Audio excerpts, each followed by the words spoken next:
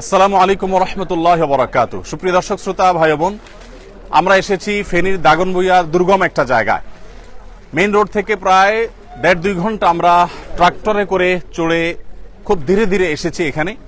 এখান থেকে আবার ট্রলারে করে আরেকটা দুর্গম জায়গায় যাওয়ার পরিকল্পনা আমাদের আছে। তো ইতোমধ্যে আলহামদুলিল্লাহ আমরা দেখেছি যে ত্রাণ বিতরণের কার্যক্রম আমরা শুরু করেছি। এখানে একটা অরফান সেন্টার আছে।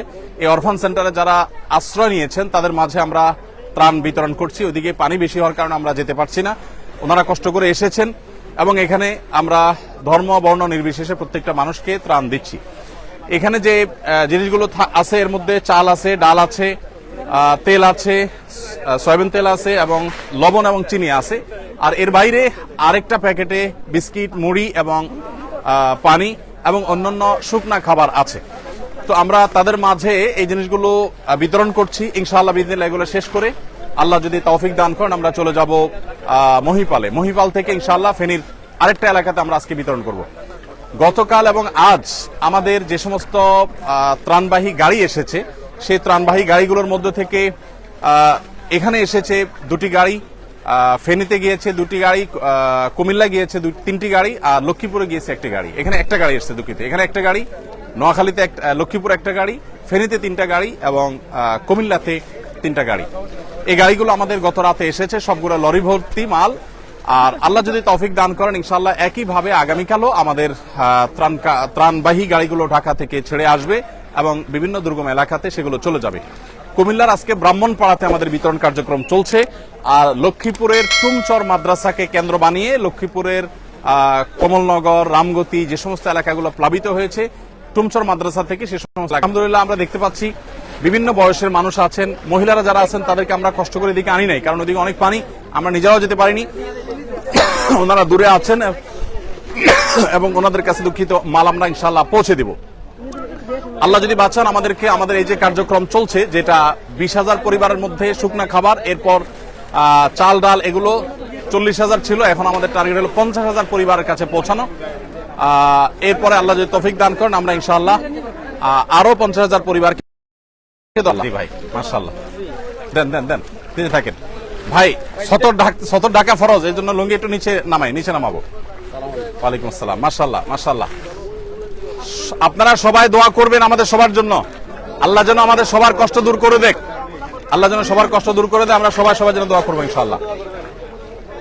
ওয়ালাইকুম আসসালাম। বাবাজি কি এখানে থাকেন?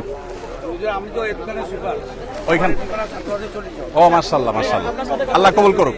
ঠিক আছে, জাযাকুমুল্লাহ খায়ের। প্রিয় দর্শক, আমরা দেখতে পাচ্ছি বিভিন্ন ঘরগুলো ডুবে গেছে, বিল্ডিং, এই যে ঘরগুলো আমরা দেখতে পাচ্ছি আশেপাশে ডুবে গেছে। আর এই পাশে টিনগুলোতে একেবারে চাল ছুঁই পানি। আমরা যতদূর আসছি এরকম দুরবস্থা দেখতে পেয়েছি এবং এর চাইতে দুরবস্থাও দেখেছি যে টিন একেবারে ডুবে যাচ্ছে, যা ছুঁই। এখানে আমরা দেখতে পাচ্ছি মাত্র 3-4 ফিট পরেই টিন ডুবে যাবে, এরকম একটা অবস্থা। মানিকলাল, আপনার ঘর কিসের, বিল্ডিং না কাঁচা? ঘর ভালো আছে? ভালো আছে। যদি ঘর মেরামত করা লাগে সেটাও আমরা টাকা দিব। ঠিক আছে। আল্লাহ তাআলা আমাদের সবাইকে হেদায়েত দান করুন। ওয়ালাইকুম আসসালাম। বাবাজি ভালো আছেন আপনি? বকরা একটু হেল্প করো। ওয়ালাইকুম আসসালাম। দাও বাচ্চাকে দাও। আমরা দেখতে পাচ্ছি যে মানুষ এখানে, মহিলারা, তারা এই বুক পানি ভেঙে তারা যেতে হচ্ছে বাজারে, শহরে। এর বাইরে আসলে তাদের আসলে যাওয়ার তেমন কোনো জায়গা নেই। এদিক থেকে আমরা দেখতে পাচ্ছি যতদূর চোখ যায় শুধু অথই পানি আর পানি, আমরা যত গভীরে যাব শুধু পানি আর পানি। তো যাই হোক, আমরা দোয়া করবো আল্লাহ রাব্বুল আলামিন মানুষের কষ্ট লাঘব করে দেন, কষ্ট দূর করে দেন এবং বিশেষ করে প্রত্যেকে যার জায়গা থেকে আমরা মানুষের পাশে দাঁড়াবো। আলহামদুলিল্লাহ উদ্ধার তৎপরতা অলমোস্ট শেষের দিকে। বাংলাদেশ সেনাবাহিনী এবং অন্যান্য বাহিনীর সদস্যবৃন্দ, দায়িত্বশীল ব্যক্তিবর্গ, তারা উদ্ধার কর্মকাণ্ড খুব জোরে সোরে চালিয়েছেন এবং দারুণভাবে সেটি আলহামদুলিল্লাহ সুসম্পন্ন হয়েছে। এখন আমরা প্রয়োজন হলো শুধুমাত্র মানুষের খাবারের চাহিদাটা মেটানো। আমাদের কাছে বহু জায়গা থেকে SMS আসছে। আজকে আমি 4-5 জায়গার SMS সকাল থেকে পর্যন্ত রিসিভ করেছি, যেখানে 200 মানুষ, 250 মানুষ, 300 মানুষ, 500 মানুষ না খেয়ে আছে 2 দিন 3 দিন। মাদ্রাসা 200-250 বাচ্চা না খেয়ে আছে 2 দিন 3 দিন। সেখানে আলহামদুলিল্লাহ আমরা ত্রাণ পৌঁছানোর উদ্যোগ নিয়েছি এবং এই পর্যায়ে এসে ট্রলারে করে, বিভিন্ন রকমের বোটে করে, ছোট ছোট এরকম বড় চাকার গাড়িতে করে আমরা দূর দূরান্তে ত্রাণগুলো পৌঁছে দিতে পারছি আলহামদুলিল্লাহ। এটা একটা আনন্দের বিষয় যে মানুষের উদ্ধার তৎপরতা অনেকটা শেষ হয়েছে, এখন খাবারগুলো পৌঁছানোর কাজ ঠিক যথাসময় আসুন্না ফাউন্ডেশনের ত্রাণ এসে পৌঁছেছে এবং সেগুলো এখানে কাজ করছে। এখানে আলহামদুলিল্লাহ আমাদের স্থানীয় দাগনভূঞার তরুণ ভাইরা স্বেচ্ছাসেবক, তারা আলহামদুলিল্লাহ হেল্প করছেন এবং আমাদের কাজে তারা অক্লান্ত পরিশ্রম করছেন, প্রত্যেকে যার যার জায়গায় কাজ করছেন।